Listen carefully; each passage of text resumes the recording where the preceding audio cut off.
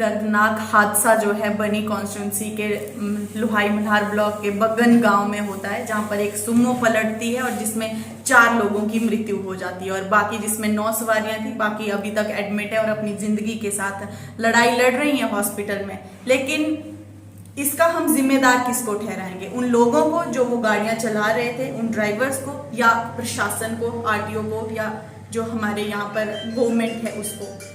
किसको जिम्मेदार ठहराएंगे? ये पहली बार कोई हादसा नहीं हुआ जो पहली बार हमें सुनने में आया हो। आए दिन उस रोड पे हुआ और ना ही हमारा प्रशासन और ना ही हमारी गवर्नमेंट। पहली बात तो रोड की इतनी खस्ता हालत है कि वहां पर गाड़ियां चलाना बिल्कुल भी संभव नहीं है, और दूसरी बात, वहां पर जितनी भी गाड़ियां चल रही हैं बिना परमिट के, बिना फिटनेस के और बिना डॉक्यूमेंट्स के वहां पर गाड़ियां चल रही हैं। उनको परमिशन कौन दे रहा है? किसकी परमिशन से वो गाड़ियां वहां पर चला रहे हैं, दौड़ा रहे हैं? इतनी बुरी हालत, इतनी। आज हम लोगों ने यहाँ पे डिस्ट्रिक्ट कांग्रेस कमेटी की तरफ से ये प्रेस कॉन्फ्रेंस रखी है, क्योंकि हमने देखा कि एक बड़ा ही दुखदाई जो हादसा लोही मल्हार में हुआ, एक गाड़ी गिरी, खाई में गिर गई और 4 परिवारों ने अपनी जान भी गंवा दी है। सबसे पहले तो मैं उन परिवारों के साथ अपनी पार्टी की तरफ से और अपनी तरफ से साथ बना देना चाहता हूं कि हर कदम पे हमारी पार्टी उनके साथ है। जो हमसे होगा हम उनकी लड़ाई लड़ेंगे।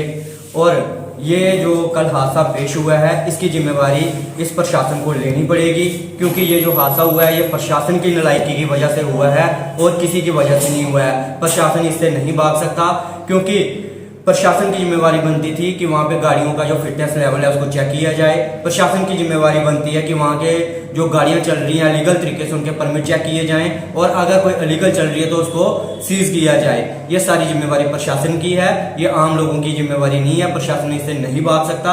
और मैं ये कहना चाहता हूँ कि प्रशासन को वहाँ पे जाके, हम देखते हैं कि जब कोई हमारा यहाँ से घर से गाड़ी लेके बाहर आओ तो ट्रैफिक वाले आपको मिल जाएंगे। अगर तो आपने चालान कटवाया ठीक है, नहीं तो 500 रुपया दो तो फिर भी वो जाने देंगे। ऐसे देश में अवेयरनेस नहीं आएगी, ऐसे आप लोगों को अवेयर नहीं कर सकते। अवेयर करना पड़ेगा, यहाँ आपको लगता है कि वाकई ग्राउंड में कमियां हैं, वहां जाके आपको अवेयर करना पड़ेगा।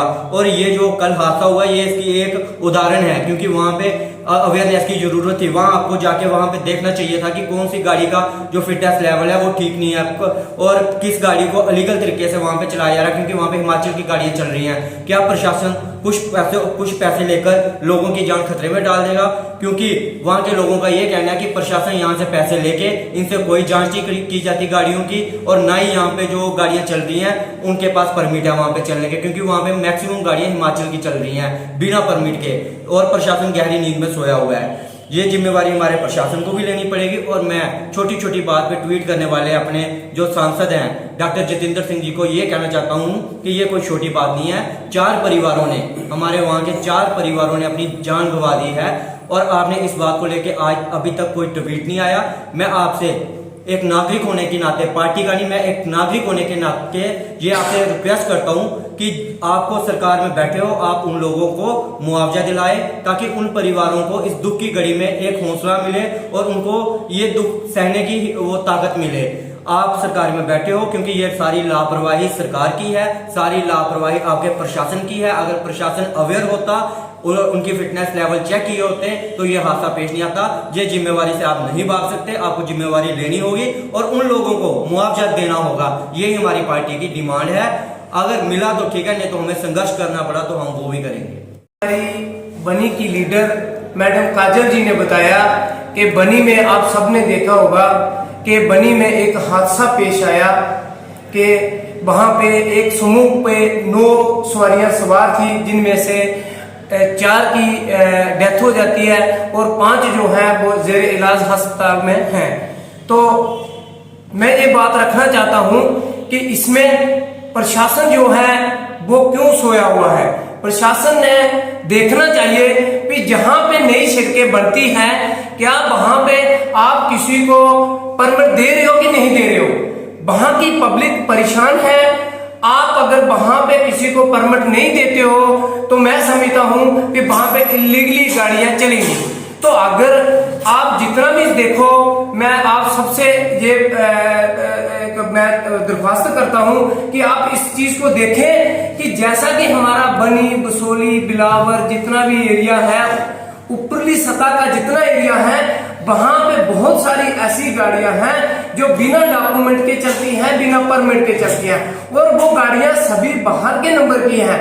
इसलिए जैसे कि हमारे मैडम काजल जी ने बताया कि ये सारी सभी जितनी भी जो गलती है ये हमारे प्रशासन की ही गलती है, क्योंकि प्रशासन तो एक जो लोग गंभीरता से लेते हैं, जो लोग गाड़ियों का परमिट बनाना चाहते हैं, उनको ये लोग परमिट अवेलेबल नहीं करते। फिर आकर कोई गुंडे लोग, जिन लोगों के पास काम नहीं है, या कई लोग जिनकी कोई जोर जबरदस्ती वहां पे गाड़ियां चलाते हैं बिना डॉक्यूमेंट के।